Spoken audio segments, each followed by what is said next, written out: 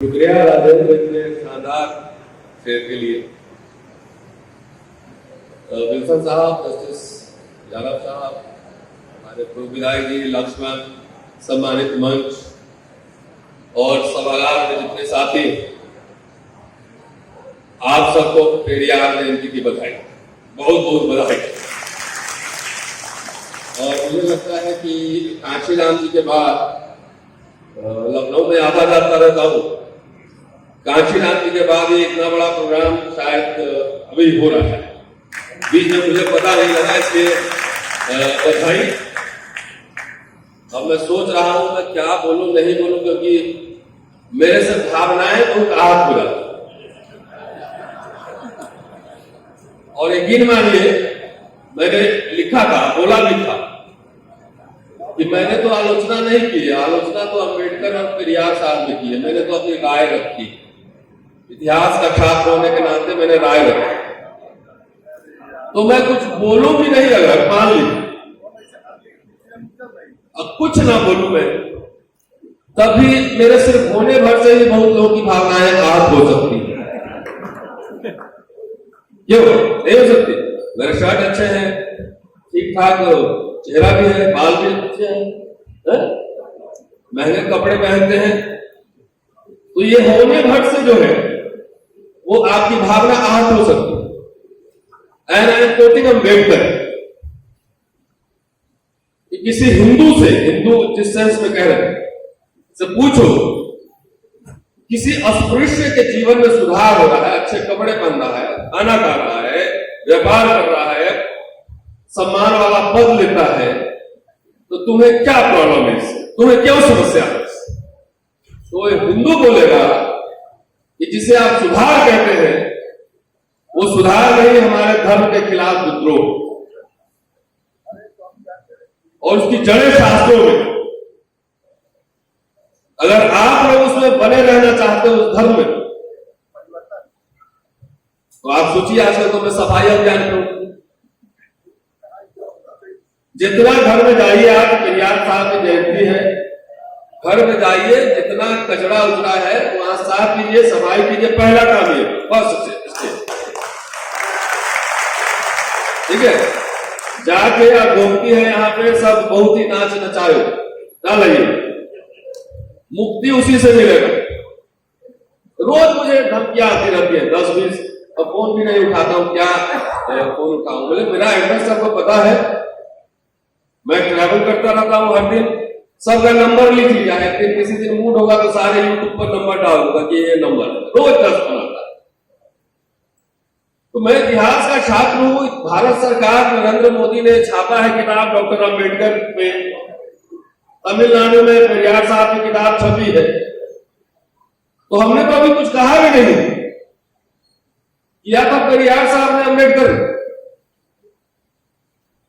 तो बहुत दिन बाद ये हुकूमत में आ रहे हैं तो सत्ता पच नहीं रहा, लग रहा है सबको डरा लेंगे, सबको धमका लेंगे। एक आदमी भी हमारा खड़ा हो जाएगा ना तो सरकारें हिलती है,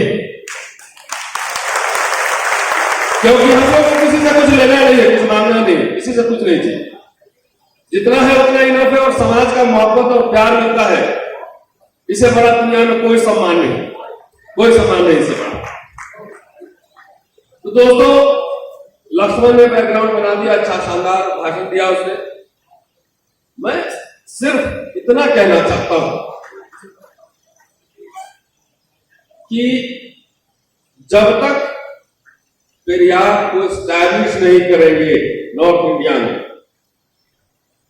देखिए ललाई सिंह यादव ने सच्ची रामायण लिखा, पेरियार को लेकर आए, कांशीराम जी ने बयान को रूप दिया, लेकिन बीच में कल्चरल एक गैप है, पूरा कल्चरल गैप। सो बिना स्टैब्लिश किए हुए, जब मैं पेरियार कह रहा हूं तो पेरियार मतलब एक इंडिविजुअल पार्टी नहीं, पेरियार एक विचारधारा है, एक आइडियोलॉजी। और आप पेरियार, अम्बेडकर सबको स्थापित, इसके अलावा आपके पास कोई चारा नहीं। ललाई सिंह यादव को या कि बड़े बड़े नेता उनके जयंती में एक लाइन लिखते नहीं, डरते। वो डरते क्यों है? क्योंकि हम लोग जो है उनके आडंबर और पाखंड में फंसे हुए नेता जो है जनता का मूड देखता है कि जैसा पब्लिक होगा उसी तरह का वेशभूषा पकड़ता है नेता। तो चूंकि आप लोग ही उसमें फंसे हुए हैं, आप लोग समाज को कह रहा हूं, दलित पिछड़े समाज को पर्टिकुलरली मैं पिछड़े समाज को मैं एड्रेस कर रहा हूं। जिस दिन आप लोग ये सब पाखंड छोड़ना शुरू कर देंगे, नेताओं से सवाल पूछेगा, अगले दिन से देखिएगा आपके नेता भी वही लाइन बोलेंगे जो आप बोले। अब आपको कॉलेज चाहिए या कांवड़ चाहिए तो आपको तय करना है।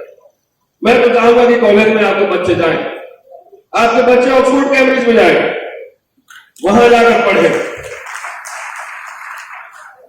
वहां पढ़े, एलएलएम करके आए, पीएचडी करके आए। कि ये लड़ाई बुद्धि की है, संख्या की लड़ाई नहीं। अंबेडकर साहब के बाद आप बताइए, और एक आध और रेफरेंस छोड़ दीजिए, पेरियार साहब को छोड़िए। हम लोगों ने पब्लिक इंटेलेक्चुअल कहां बनाए? हिस्टोरियन नहीं है, सोशियोलॉजिस्ट नहीं है, इकोनॉमिस्ट नहीं है, जर्नलिस्ट नहीं है, बढ़िया लॉयर नहीं है। इसमें सोचना पड़ेगा ना। नहीं बनाए, इंस्टीट्यूशंस नहीं बनाए, स्कूल नहीं खोले। तो लीडर्स तो स्कूल में पैदा होते हैं ना, विश्वविद्यालयों में पैदा होते हैं। तो आज अगर वाकई आपको याद करना है, जितने जाए 2 घर अगल बगल में हो, उनको पाखंड और आडंबर से दूर कर दे, क्योंकि ये पूरा ये सेल्फ रिस्पेक्ट का मामला है। डॉक्टर अंबेडकर ने लिखा है, और देखिए क्या पैरेलल और सिमिलरिटी है पेरियार और अंबेडकर के आइडियाज।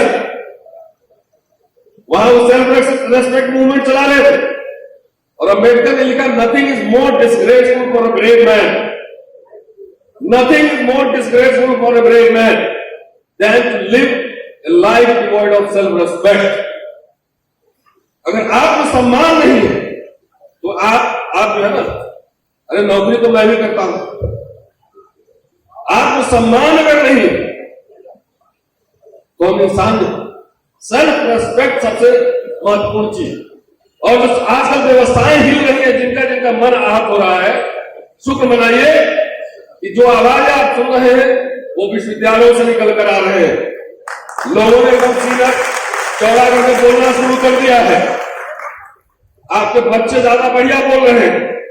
वहां से ये प्रोटेस्ट और वैचारिक जो संघर्ष है, रोहित निर्मला के बाद मैं डेट बता रहा हूं, वहां से देखिए ट्रैवल कर रहा हूं। जब विश्वविद्यालयों में लक्ष्मण यादव जैसे लोग, तमाम एक्टिविस्ट निकल रहे हैं, जो सवाल खड़े कर रहे हैं, तब उस समय स्कूल कॉलेज यूनिवर्सिटी बंद कर रहा है। बोला पकड़े चलो दोस्तों, क्योंकि विल्सन साहब को जाना भी है और थोड़ा सा वक्त और लूंगा, बस मैं बात खत्म करूंगा। आपने फिल्म देखी हो जब वी मेट, तो मैं आज कहने जा रहा हूं कि जब अंबेडकर मेट पेरियार, और जो बात हुई थी वो बात मैं आपके सामने रखने जा रहा हूं। ये 1920 से लेकर 1937, फ्रॉम 1920 to 37 मद्रास में जस्टिस पार्टी का जो है, नॉन ब्राह्मण पार्टी, ब्राह्मणेतर दल का खूब बोला वाला।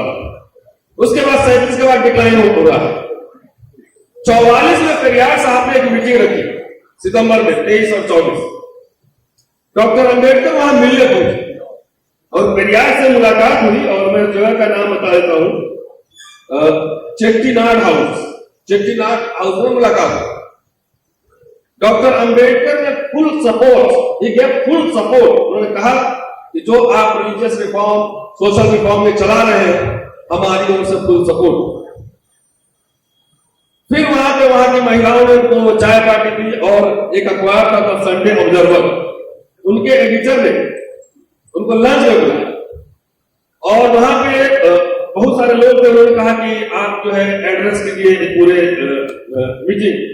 तो जो एड्रेस उनका है अंबेडकर साहब का, इसलिए मैं ये जानना जरूरी है, क्योंकि आप कंपेयर कर पाएंगे कि जो स्थिति अभी है, क्यों मंडल कमीशन के बाद 80 में जो दल इतने पावरफुल थे, बिहार उत्तर प्रदेश की मैं बात कर रहा हूं, तो all political parties emerge as a powerful party in late 80s and 90s। वो कैसे डिक्लाइन हो गया? क्यों डिक्लाइन हुआ? 1920 से लेकर 37 तक जस्टिस पार्टी अगर बेहतर कर रही थी तो उसके बाद डिक्लाइन क्यों हुआ? फिर यार साहब इसमें सोच रहे हैं। डॉक्टर अम्बेडकर ने कहा ये सवाल पूछने लायक है कि ये जो ब्राह्मणेतर दल है, नॉन ब्राह्मण पार्टी, यह हार क्यों है? तो उनका कहना था ये हजारों साल से ये पूरी लड़ाई जो है ब्राह्मण और नॉन ब्राह्मण की लड़ाई हजारों साल से, और अंतर यह है कि ब्राह्मण पार्टी जो है वो इनइक्वलिटी मानता है और नॉन ब्राह्मण पार्टी इक्वलिटी में विश्वास करता है। ये संख्या में कम है, लेकिन सत्ता के तमाम जो पोस्ट है, पोजिशन है, उस पर वो बैठा हुआ है। सैकड़ों बार, कहते हैं कि सैकड़ों बार नॉन ब्राह्मण पार्टी ने इन पे हमला किया, इनको अटैक किया, लेकिन तभी वो बना रहा क्योंकि वो पोजीशन, इंपॉर्टेंट पोजीशन है, उसमें वो बना रहा। अब कारण तलाश है, कारण को नजर डालें क्यों 37 के बाद जस्टिस पार्टी कमजोर हो। तो जो रीजन बता रहे हैं अपने घर, अपने बिहार और उत्तर प्रदेश में जरा पता की जाए कि वो रीजन है कि नहीं, क्यों चुनाव हार रहे हैं। कहते हैं कि इस दल के लोगों में स्वार्थीपन, भेड़चाल, पढ़े लिखे ब्राह्मणों में समाज से अलग होने का भाव, नीति और उद्देश्य में संकीर्णता और संगठन की शिथिलता, ये कारण थे जिसकी वजह से ये पार्टी हारा हुआ। कह रहे हैं कि 1917 से 37 के दरमियान, और मैं आपको एक बात बता दूं, सबसे पहले रिजर्वेशन ओबीसी को मिला था। 1920 में ही मद्रास और बॉम्बे क्षेत्र में जो है, प्रोविंस में लोकल बॉडीज में उनको 1920 में रिजर्वेशन मिला। शेड्यूल कास्ट का रिजर्वेशन बाद में, राय का बाद में, लेकिन ये हिस्ट्री भी पता नहीं। तो कह रहे हैं कि इस दरमियान 20 साल में उसने जनता के हित के काम करने से अधिक ब्राह्मण वर्ग को गाली गलौज करना ही ज्यादा महत्वपूर्ण लगा। उसी में इस दल की पूरी ताकत खर्च हो। गांव की गरीब जनता परेशान है, साहूकार के चंगुल से उसे छुड़ाना, यह सब काम उस पार्टी के शुरू में नहीं रहा।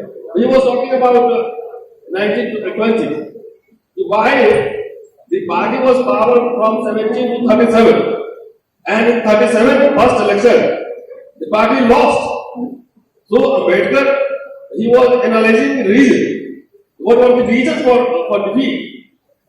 So कह रहे हैं कि साहूकार के चंगुल में जनता फंसी है, उसके हित के लिए व्यवसाय शुरू करना, साहूकार के चंगुल से उसको छुड़ाना, ये सब काम करने का पार्टी को शुद्ध नहीं रहा। अपने रिश्तेदारों को नौकरियां दिलाना, मुख्य कार्य इसी सब पर ज्यादा ध्यान दिया। नौकरी लगने पर, अब हम लोग में बहुत सारे लोग साहब हो जाते हैं ना, नौकरी लगने पर जो नॉन ब्राह्मण समाज के जो यूथ है सर, ऐशो आराम में जीवन बिताते हैं, कंफर्ट जोन। यूनिवर्सिटी में बहुत सारे प्रोफेसर, हजारों कंफर्ट जोन में है, अपार्टमेंट, एयर कंडीशन। ब्राह्मणों को गालियां देने वाले ब्राह्मणों की तरह जो परफ्यूम लगाने, ये सब रीजन बता रहे हैं।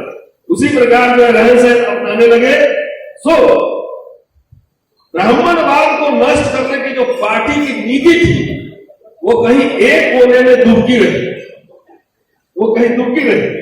ब्राह्मणेतर पार्टी को इस बात का पूरा ज्ञान नहीं हुआ कि वे ब्राह्मणों से अलग है, they are different from the Brahmins, ब्राह्मणों से अलग है, और उनके अपने दर्शन में और उनमें जमीन आसमान का अंतर है। इस फर्क को जानकर उसी के अनुकूल बर्ताव वे नहीं कर सके। ब्राह्मणेतरों के बर्ताव से यही बात साबित होती रही कि ब्राह्मण श्रेष्ठ दर्जे के ब्राह्मण हैं और वे खुद दोयम दर्जे के ब्राह्मण। ब्राह्मणेतर पक्ष के नेता भी विद्वान और तर्कशुद्ध तरीके से सोचने वाले श्रेष्ठ नहीं थे। हमारे नेता सबको इंटेलेक्चुअल से बड़ा प्रॉब्लम होता है, वो बातचीत नहीं करेगा, सिर्फ इलेक्शन के दिन भीड़ चाल बोलते हैं ना, शिव जी के बाराती की तरह 6 महीना पहले निकलता। I am talking about Hindi speaking well.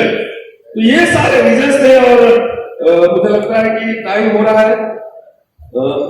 और अंबेडकर लखनऊ आए 1948 शेड्यूल कास्ट फेडरेशन का यहाँ का प्रोग्राम, और उसमें वो पिछड़े वर्ग के लोग भी शामिल थे।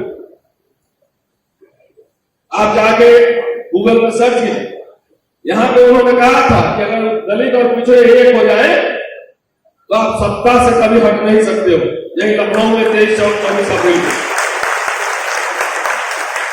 एक और चलते चलते हमें समय नहीं है, चलते चलते रेफरेंस दे रहा हूं। मराठों ने एक पत्रिका निकाला था मराठा मंदिर करके, और डॉक्टर अंबेडकर को उन्होंने इन्विटेशन दिया था आने के लिए। उन्होंने लिखित अपना संदेश भेजा जिसमें जो मध्यवर्ती जातियां हैं, जो मिडिल ऑर्डर है, उनके बारे में उन्होंने लिखा और कहा था कि आपके पास दो रास्ते हैं, या तो ऊपर शामिल हो जाओ या नीचे आ जाओ। या तो शेड्यूल कास्ट के साथ कोलैबोरेशन कर लो, और नहीं तो ऊपर दो ही रास्ते हैं, बीच में अटके रहोगे। बीच में थोड़ा थोड़ा मूवमेंट हुआ खुले के बाद से, लेकिन बाद में सब जाके वो तहस नहस हो गया। हिंदी पट्टी में भी कि जब तक आप कल्चरल रेवोल्यूशन नहीं करोगे, कल्चरल रेवोल्यूशन नहीं करोगे, पॉलिटिकल रेवोल्यूशन हो नहीं सकता, आप राज सत्ता ले नहीं सकते। और देखिए, यही मंडल की धरती से फिर कमंडल में पावर चला गया। क्यों? ये सोचने की बात है ना कि नेताओं ने समाज को तैयार उस तरह से नहीं किया। तो cultural revolution is very important. जब तक वो डीएम के पावर में क्यों है तमिलनाडु में? क्योंकि वहां राजनीति की बुनियाद में सांस्कृतिक कल्चरल रेवोल्यूशन, इसलिए वहां पावर में। हमारे पास थोड़ी उत्तर प्रदेश बिहार में लोगों की हमारी संख्या कोई कम है, लेकिन यहां कल्चरल मूवमेंट नहीं हुआ। इसीलिए आप नंबर हो के भी बड़े बड़े नेता हुए, मुलायम सिंह यादव हुए, घनश्याम जी हुए, मायावती जी हुई, लालू प्रसाद यादव हुए, बड़े बड़े लीडर्स हुए 90 का दशक देखिए, लेकिन अल्टीमेटली कहां चला गया दोनों? कल्चरल रेवोल्यूशन इसलिए बहुत जरूरी है। शुक्रिया आप लोग का, और फिर कभी आऊंगा तो विस्तार। Thank you.